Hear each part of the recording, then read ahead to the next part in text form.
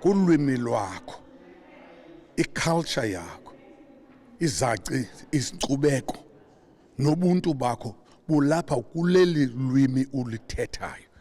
Kumele ukuba silugcine, sifane namabhulu la afuna ukukhusela ukuphela kwe-Afrikaans Afrikaans culture. Funeka sibe nomona xa umntana engakwazi uthetha isiXhosa, isiSotho, isiZulu, isiVenda na esonke funeka sibe nomona abantwana babangahlibali. Kaloku apha kwisiXhosa kukutatomkhulu, umchazele mntana uba ungutatomkhulu njani, kukumakhulu, kukukhokho, kukho izinyanya.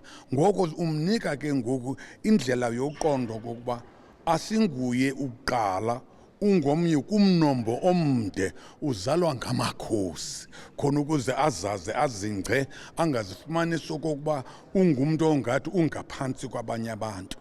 Injalo ke ulwimi lwakho ozelelwe lona lilo eliyi-defense mechanism ekunika uqhayiya nokuzingca kuba ndingumXhosa othetha isiXhosa, ndingumAfrika.